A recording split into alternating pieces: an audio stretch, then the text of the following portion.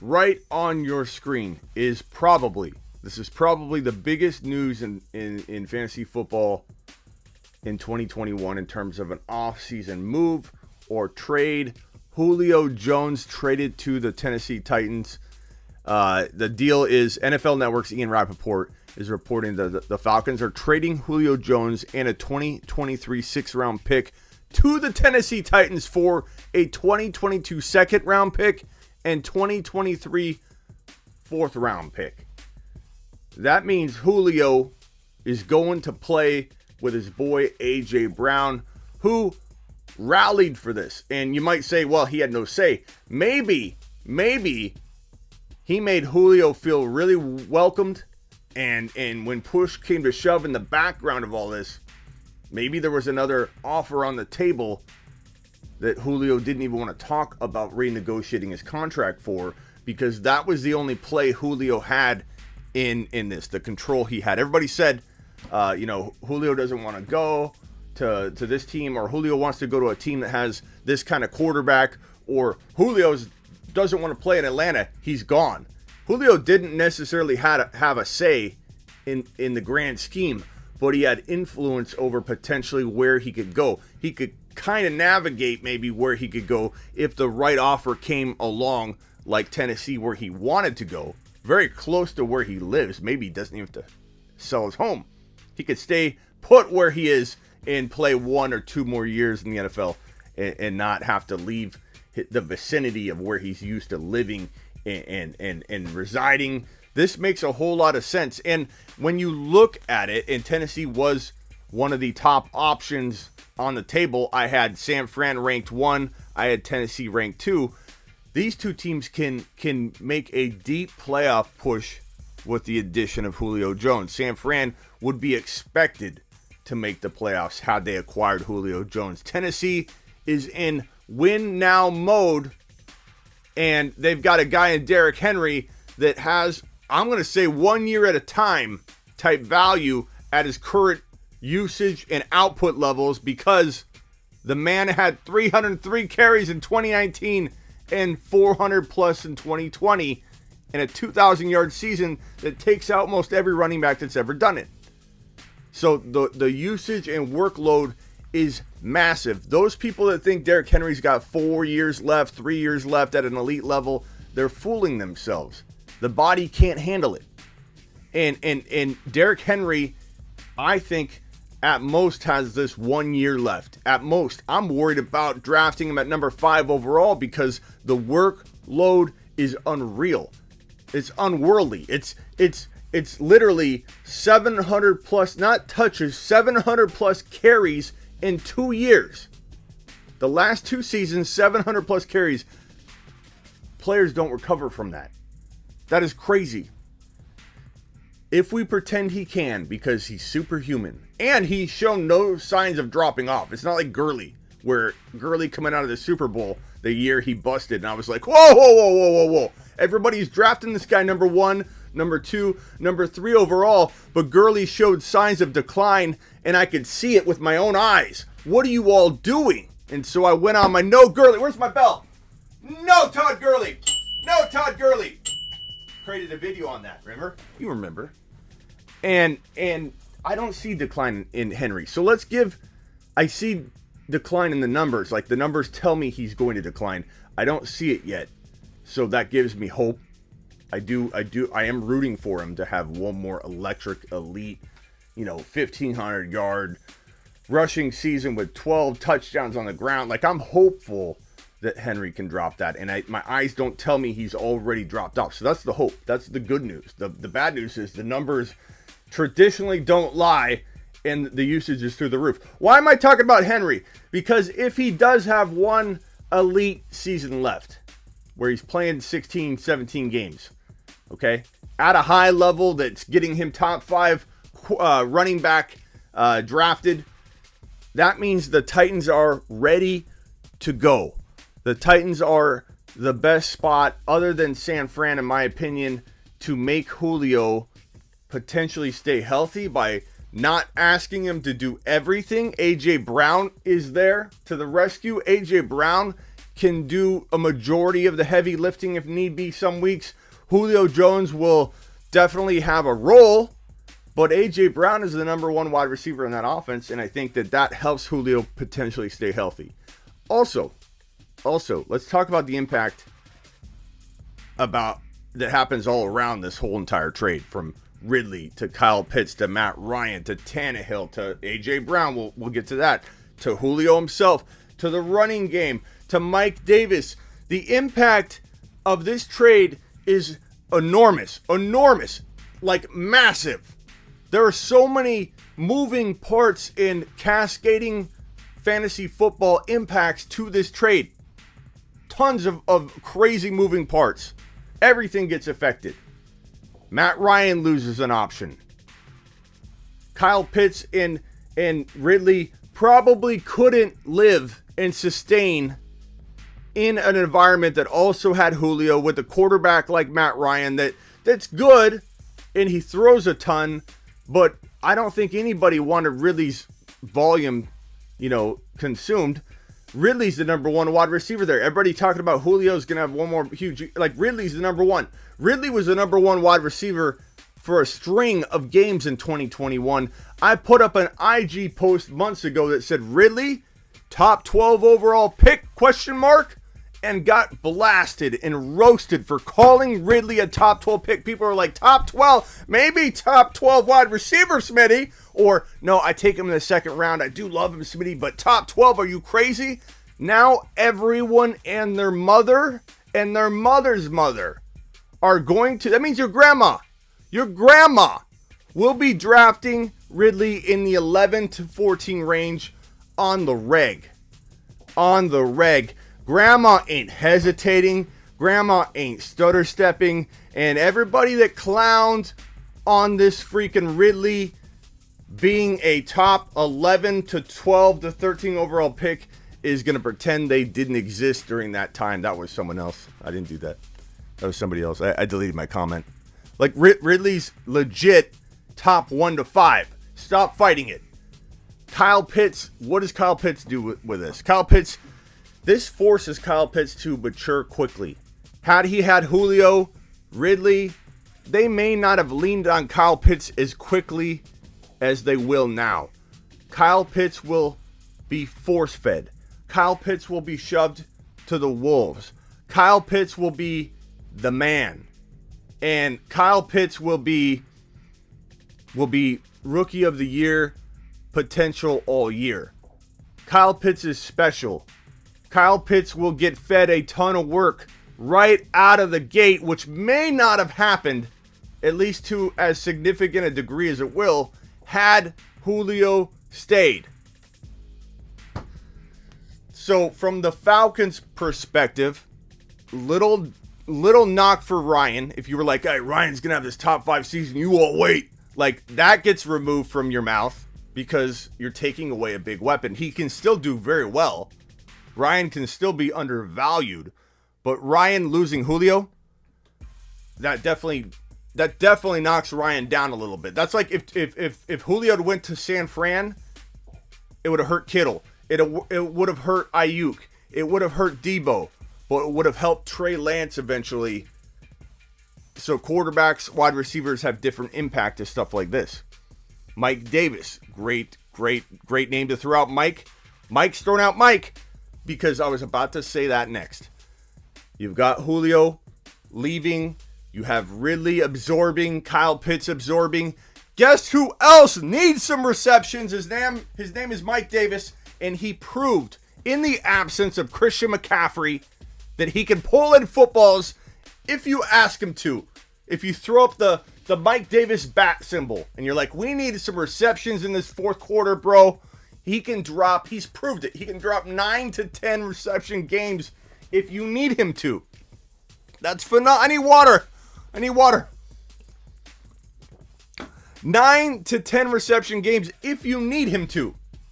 He's there. He'll answer the call. Hello, Mike Davis, you need 9 receptions? I'm on it. The dude can catch. So, I love Mike Davis for 1 year. He's older. He's 28, I think. 28 years old. Just signed him. Mike Davis is going to ball for the volume he's going to get. He will be efficient. They needed a running back in Atlanta that wasn't going to be leaned on to the tune of 1,200 yards rushing or something. This is a guy that probably won't rush for 1,000 yards. The Falcons don't produce 1,000-yard rushers. Get over it. They needed a running back that could still deliver, be efficient, and be a nose for the goal line, a nose for the end zone under that kind of conditions where you're getting like less than 1,000 yards rushing. You're asked to pull in a bunch of passes. They haven't had a receiving back that I think fits the exact mold that they need for a little while now. I think Mike Davis actually fits the Falcons' needs to use a running back perfectly. And the vacated targets of Julio open the door to Mike Davis. Mike Davis now can probably the pedal to the metal is what I'd say with Mike Davis's value in 2021. Draft him outside of round 5. Don't get crazy. Don't get all insane and say, you know what? I'm drafting Mikey Boy after that internet photo. He looks real swole. I'm going to draft him in the 3rd round because a guy that big has to produce, right? You guys overdrafting Mike Davis need to stop. He's a beyond 5th round draft pick. He's a guy that could potentially help you in 100 different ways if you get him at the right value. Guy's got sneaky good running back 2 value in a draft build where you're going crazy late with your running back 2. You're like, I'm gonna draft running back. Let's say you get the 1.1. You go McCaffrey at 24 overall and 25 overall. You're back-to-back 2nd and 3rd round picks. You take DK Metcalf. You used to be able to take Ridley in some cases, but now your grandma knows about Ridley. Now your grandma's onto it. Your grandma ain't gonna let you have Ridley at 25 and 24 at that turn anymore. Grams ain't having it. No one's having it. Everybody loves Ridley now. We all loved Ridley. He's been on our... Hold on. I've known about Ridley the whole time. I've always liked Ridley. Everyone's going to say this. I've always liked Ridley, Smitty. He's a top 12 overall wide receiver. You can't find a comment. I deleted it when I ripped on Ridley being a top 12 overall player. Ridley is not slipping to you at 24 anymore. He was. Now he's not. This is why I say drafting early is actually the best gift you can give yourself. Because it allows you to dominate people who don't see ahead of the curve. They don't have sleeperu.com.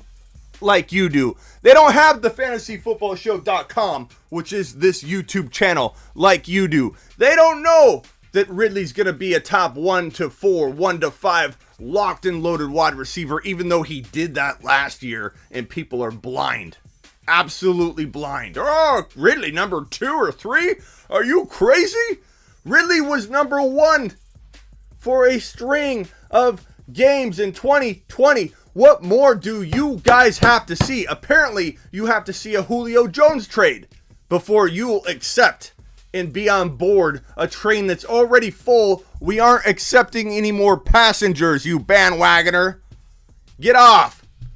Julio Jones leaving was required for a lot of people to understand the value of Ridley. I don't get it. It's why we draft early. It's how Dad did it. It's how we do it. And we're going to do best ball leagues coming up. Get ready for it so we can take advantage of the other things that aren't climbing yet, like Justin Jefferson into the 2nd round, which will happen.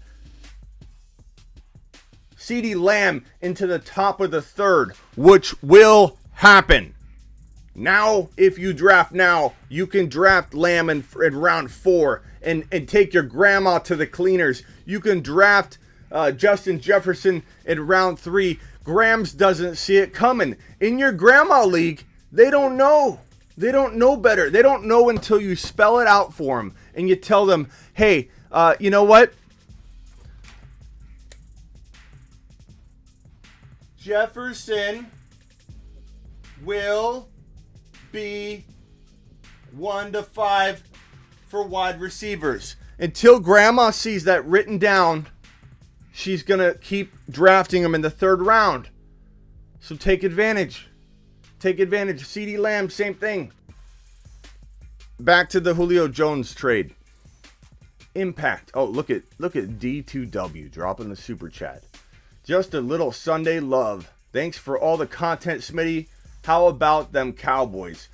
Just for that, D2W, Stu, you're gonna get some Cowboys content here in a minute. So I appreciate you, and I'm gonna put you in the corner here because you're a bad boy on the channel, a beast, a legend. Stu, give it up for Stu. Give Stu a round of applause in the chat. A thumbs up, a fire emoji, whatever you want. But Stu's bringing the thunder with a super chat in the middle of the offseason. Congrats, Stu. Let's give him a little, we can give him a little like applause or a air horn. Something. Thank you, Stu. Where was I? Mike Davis, covered. Kyle Pitts, covered. Ridley, top 1 to 5, covered. Matt Ryan, tiny little dippy poo for Matt Ryan because Matt Ryan lost a big weapon. Okay? Let's move on to Tennessee. A.J. Brown. What happens to A.J. Brown? Nolan's going to interrupt with a super chat, you bad boy. You're the man, Smitty. Can't wait for the season. This is for Stu. This is for Nolan.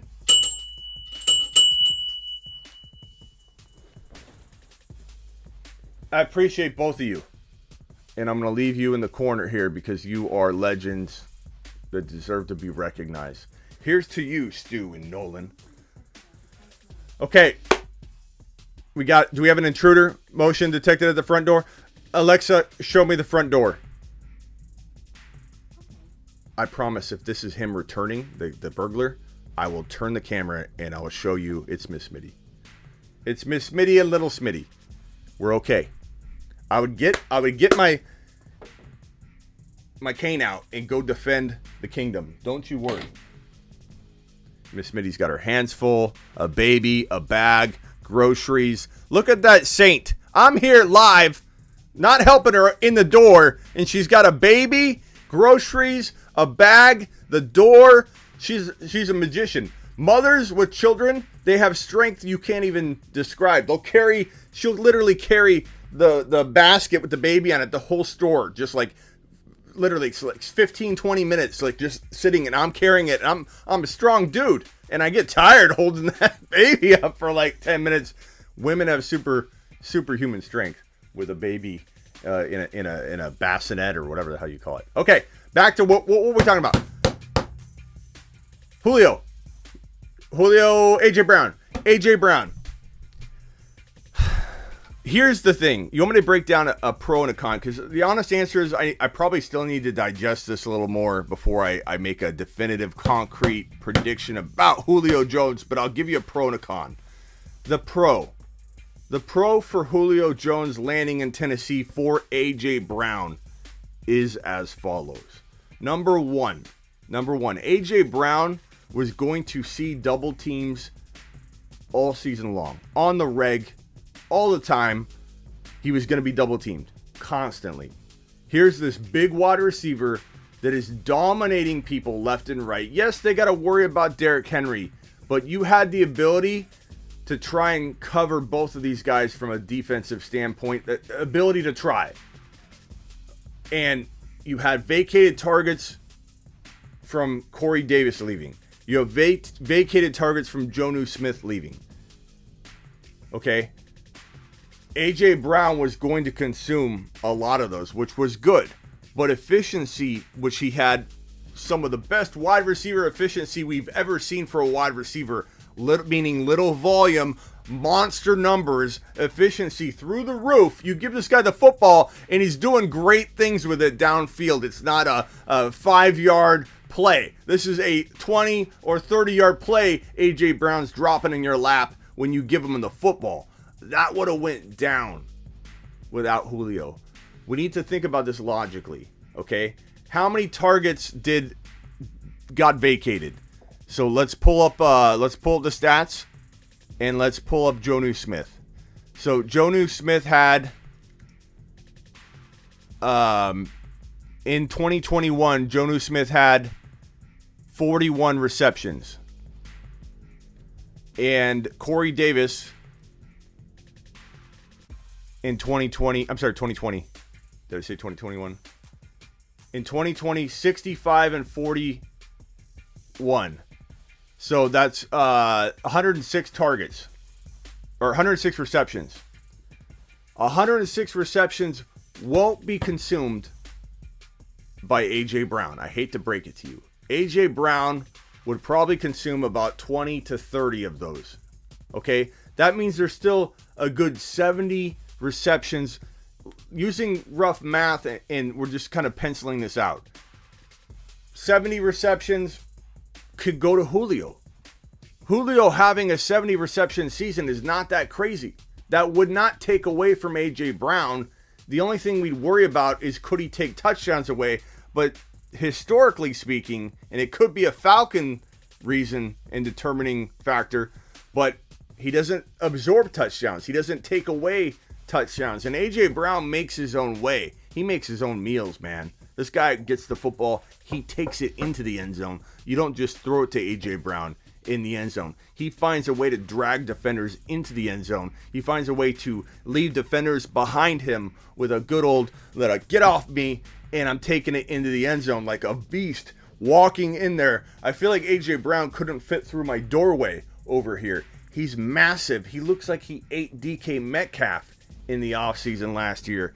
A.J. Brown figures out a way to get into the end zone.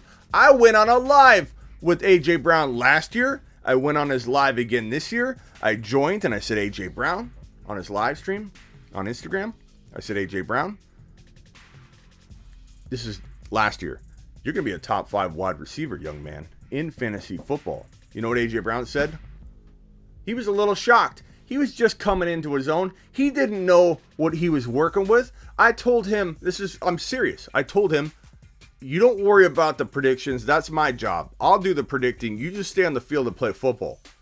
What did A.J. Brown do? He got hurt, but he was playing at a top 5 wide receiver level. Everyone and their mother, your grandma, your mom, they're all ranking A.J. Brown in the top 5 this year. This might make people scared a little bit. We'll see. I don't know what this is going to do to fantasy football ADPs and reactions, but A.J. Brown, I told him this year, I went on a live with him regarding Julio Jones, and I said, A.J., number one, do you realize you're in the top 5 wide receivers? Do you realize that you're a borderline first-round pick in fantasy football, especially in Dynasty? And he goes, really? A.J. Brown was shocked again. I keep shocking him with telling him about fantasy football impacts. And you know what he said to me? I want to play fantasy football this year. And I said, A.J., this is all, I did this all on Instagram Live. Unfortunately, there's no recording of it. It was on his IG Live, and he didn't publish it, which would have been amazing. But A.J. Brown said he wanted to play fantasy football and that he would take Derrick Henry number 1 because that's his boy. We all understand the loyalty there. Don't get mad at him. But A.J. Brown kind of hesitated when we asked him about Julio. We said, do you have an idea if Julio's headed to Tennessee? And he went, no, that's above my pay grade. And everybody in the chat was like, oh my God, he hesitated. He hesitated. Oh my God, he hesitated. And I don't know that anything, and he may have not known. But it was fun. And I like to remember it that way. I like to remember that Julio Jones knew, and we got him to hesitate. We broke the news on the Fantasy Football Show on his live stream, not mine. And he said it. He said it by going, it's above my pay grade. He hesitated. That was news. We should have been more on top of that. My following knew. They said it in the comments. He hesitated. He knew. He knew. He had insider information. We broke it first. You heard it from us on the Fantasy Football Show. You heard it from us first. We broke it weeks ago. Find the footage because it's not there. Omission is admission. God, why is that hard to say, Garrett?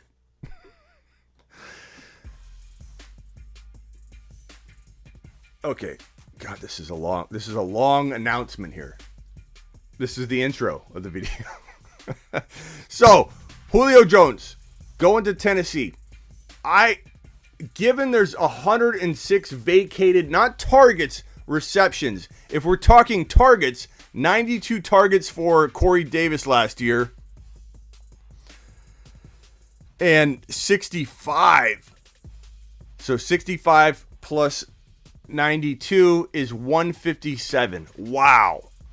I want to put this in perspective for people. So vacated targets available. What did I say? 157 targets, 106 receptions. This is what's available with the Corey Davis and Jonnu Smith departing. That is a ton of volume, guys. If they throw the ball the same, I imagine they will. That cannot be absorbed by Julio Jones. Jonnu Smith leaving, Corey Davis leaving. Nobody really coming in but rookies, and nobody that's going to really fill this void very quickly or well, especially on year one. How is Julio Jones going to absorb 157 targets and 106 receptions? He's not. That means that A.J. Brown still got a whole lot more to bring in from last year. Because A.J. Brown, there's a lot left on the table. You know what I mean? Like, A.J. Brown was efficient, but we needed A.J. Brown to get the football more. We needed more receptions. This is a ton of vacated targets from Jonnu Smith and Corey Davis. 157 targets, 106 receptions. That's more than enough to feed and sprinkle out. Here, A.J. Brown, you get some. Julio, here, take the rest. It kind of feels like logic is telling us this move is actually good for A.J. Brown. Logic is driving that conclusion. I do feel like big name. What if Julio's TD deficiencies were all Atlanta driven and he absorbs 7 or 8 or 9 or 10 touchdowns and then A.J. Brown only gets 7? Like, could it impact A.J. Brown? It could, but I'm kind of right now feeling like we're going to be okay. A.J. Brown, if people overreact and drop A.J. Brown, I might drop him below Ridley now, because A.J. Brown and Ridley have been like this for me, neck and neck. It's, in redraft, Adams, Hill, Diggs, you could say are top 3 to pretty much everybody. Then it's like, who do you rank number 4? Is it A.J. Brown? Is it Ridley? Is it my boy Justin Jefferson? Is it DK? There are a grip of wide receivers from that 4 to 8 that any one of them could still be the number 1 overall wide receiver in 2021. A.J. Brown could be the number 1 wide receiver in fantasy football. Calvin Ridley could be the number 1 wide receiver before this trade in fantasy football. Justin Jefferson could be the number 1 wide receiver in fantasy football. DK could be. You have like 8 wide receivers, and you could include CeeDee Lamb. 8 wide receivers that could be the number 1 overall player in fantasy football. And so it's tough ranking A.J. Brown because you have such a good group of wide receivers. And no one's wrong for having A.J. Brown 1 after or before the trade or number 7. If you have A.J. Brown number 7 before or after the trade, there's nothing wrong with you. There's nothing wrong with your rankings. It is a deep top 7 or 8 wide receivers. You are not crazy to have Adams 4 or Adams 1. You are not crazy to have Diggs 1 or Diggs 4. You are not insane or crazy to have Ridley number 6 or 1. So stop with the absolute, you're a moron this, you're a moron that. Can't believe you think this guy is a top 5 wide receiver or this guy isn't in your top 5. What's wrong with you? This is a very, very deep wide receiver pool in 2021. So everybody calm down and stop with the absolutes like you have some crystal ball or you found the Gray Sports Almanac and you're acting like you have that and we don't. Because I'll tell you something. The top 7 wide receiver finishers, you'd be hard pressed to get even 3 of those slotted players right if you were to try and rank all 7 or 8 of them come end of season. Because it'll be flipped all around. D. Hopkins is another one, Swaggy. Like, how do I not even list him? You know what I mean? Like, D. Hopkins, you most certainly could put in your top 5 or be the number 1. Hopkins could be 8 or 1. Now, this is good news for Tannehill. No matter how you want to spin it, you're giving Tannehill back a weapon. I don't know if it makes Tannehill better than he was last year because he had Jonnu and Corey, and I just explained above here, 57 targets and 106 receptions. Those get vacated from the departure of Jonnu and Corey Davis. So you're taking those two out. You're taking all those targets and receptions out. You're bringing Julio in, who between Julio and A.J. Brown, can they absorb all that? That's a lot. It makes me not too concerned about Julio in Tennessee after you break it all down like that. It makes me feel it logically makes sense that Julio can't hurt A.J. Brown. So it helps Tannehill get back to maybe where he was before the departures of Jonnu and Corey Davis. So I don't know that it makes him more valuable than last year. I don't know that he can have a better year than he did last year. I don't see him as an elite talent. I see him in a very darn good situation that helps produce stats, and this helps him get back to that. So I'm going to give him a bump from where I had him a couple months ago. Yeah. But do I have him like in my top 5? No, I don't. I don't have Tannehill in my top 5. There are too many quarterbacks, from Mahomes to Josh Allen to Kyler to Herbie to Herbert, who's a top 3 bound QB in 2021. He's going to be MVP candidate. If you didn't know, now you know. Herbert is the ticket. He's the answer. He's the 5th round, 6th round weapon waiting for you in 2021 so you can win your league and beat mom and grandma in your fun little cousin league that you do. Okay? Herbie is falling far in those leagues. If Bill from accounting is drafting with you, Herb's going in late 5th, maybe 6th round. Discord is at smitty1.com, bro. Just go to smitty1.com right here. In your buddy league, you're getting Herbie in 5 or 6. Steal. You're getting Lamb in 4. Late 4. Probably late round 4. You're getting Lammy boy. And Justin Jefferson lives in the 3rd round in your novice grandma league with Bill from accounting and your work league. Your work league, you can clean up. I'll tell you the player to draft in every single round in your work league. In round 3, JJ, Justin Jefferson, for those of you in the back. No, not Julio. JJ. On a Julio show, I'm going to say JJ is now Justin Jefferson. I'm sorry. I don't heed the road to Julio because of what he's done for fantasy football over the years. JJ's the new JJ, bro. Okay? So back up off. JJ, Justin Jefferson in round 3. Lammy boy in round 4. Or Clyde boy in round 4. I mean, if Allen falls, I don't think Allen will fall. Even your grandma overdrafts Allen. But I love Allen at the end of 3. Herbie in 5 dominates. Okay, back to the Titans. I think this trade is the biggest trade and will remain the biggest trade of the offseason. Biggest player acquisition or player movement of the offseason. This has got cascading effects all around. Nobody really goes down hardcore because of this trade. That's kind of the important note here is A.J. Brown doesn't really go down. We worry about how it's all going to fit, but he needed somebody to keep defenses honest. A.J. Brown was about to face double teams on the reg. On the regular, people. This could be good. And Julio may not stay healthy. It helps Henry in a way because now the offense won't get shut down like some were predicting. Well, you only got A.J. Brown. How are you going to throw the football and stretch the field? This helps Derrick Henry. This helps Tannehill. This helps Ridley. The only one that really hurts is Matt Ryan. And, no offense, but we're not drafting Matt Ryan. The QB pool, like I guess I started to say, is too deep. You got Mahomes, you got Josh Allen, you got Kyler. That's where I stopped. Herbert. I got excited about Herbert and I sidetracked myself. Mahomes, Allen, Kyler, Herbert. Stay focused, Smitty. Move past Herbert. Herbert.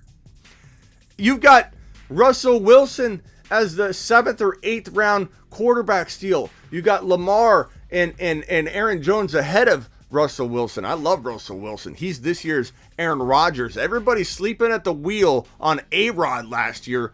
Oh my God. Biggest steal. We screamed from the rooftops for weeks and weeks and months. Why are you letting A-Rod, he's 36 back then, fall to the 9th and 8th round, 10th round in your grandma leagues? What is wrong with you people? Is what we said over and over and over on the show. Over and over and over and over. Beating a dead horse. Over.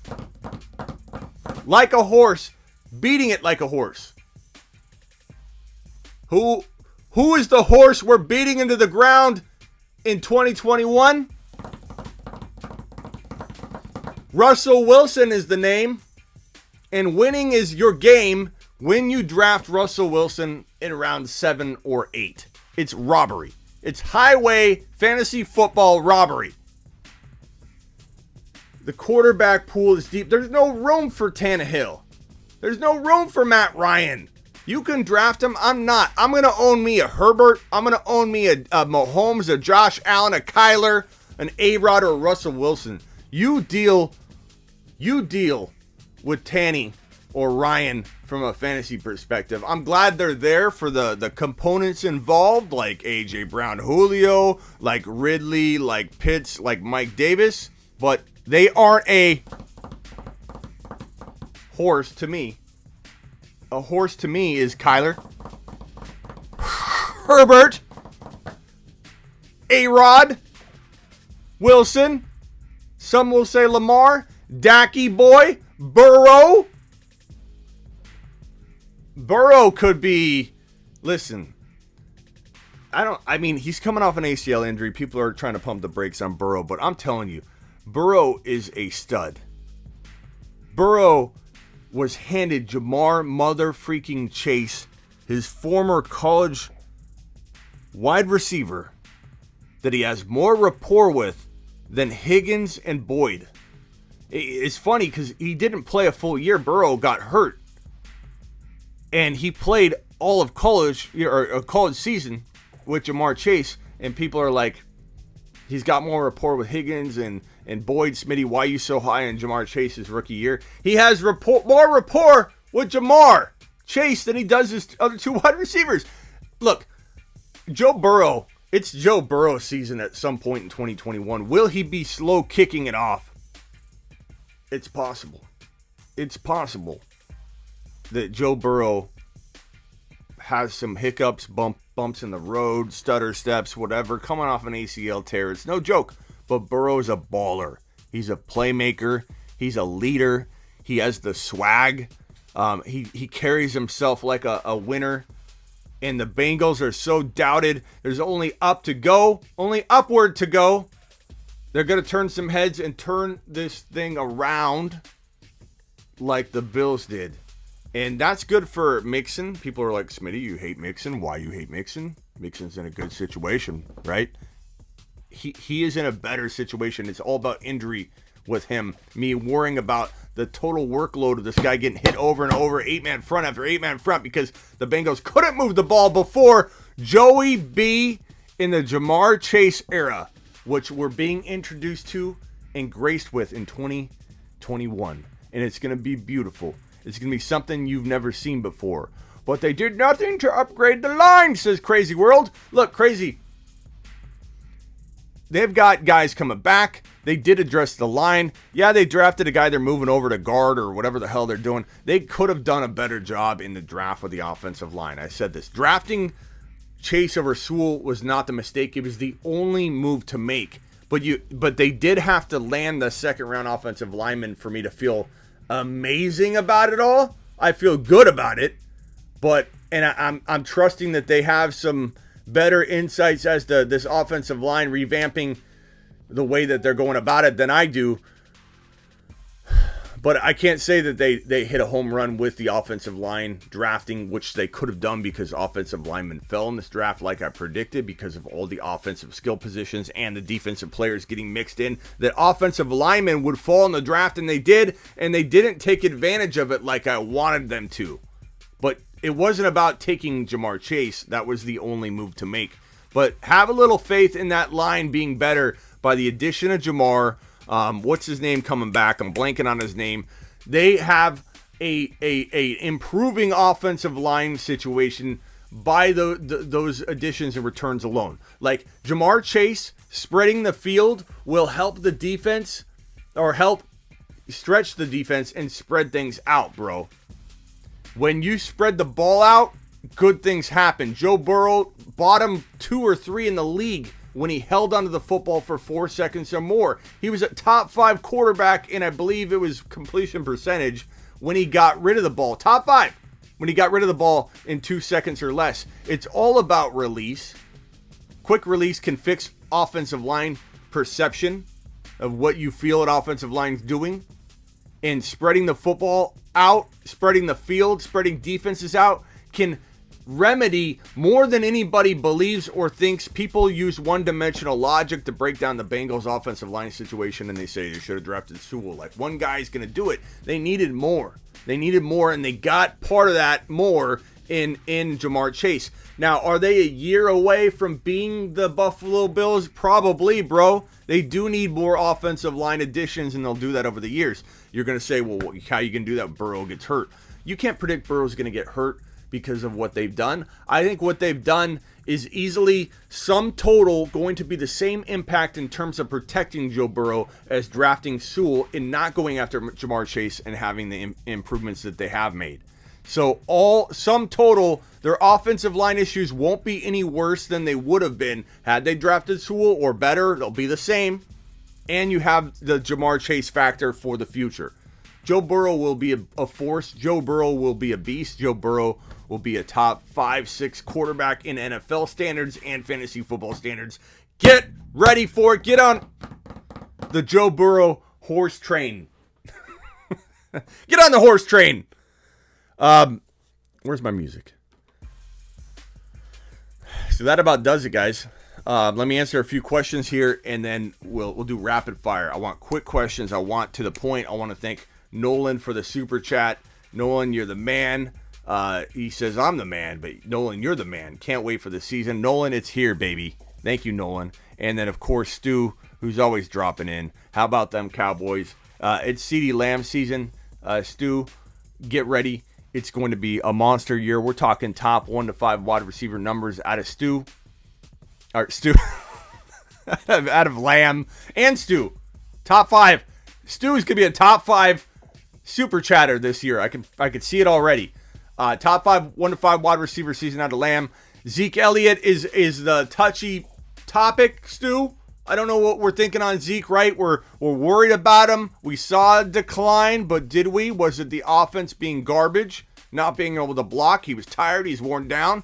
Did he rest up? Some say Zeke looks in the best shape of his life. I'm just saying that's coming out of some cowboy-driven environments, though. Let me preface that. But it's potentially one more year of Zeke top 5 running back potential. I'm cautious with it. I don't draft him in more than a couple leagues. Let's say I played in 10 leagues. I wish I did. I play in like 20 plus because I can't say no to these promotional leagues where I get to take on the world. And I'm playing in a league with Waller, T-Pain, Andy Holloway from the Fantasy Footballers, a couple of NFL Network guys. So I just say yes to all these leagues. But if I was playing in 10, I might draft Elliott in 1 or 2 and feel really good about it, and I'd cuff him to Pollard. That's 10 to 20% of my leagues. It's not a big share. If he does drop off, 10 to 20% of my leagues could take a big impact.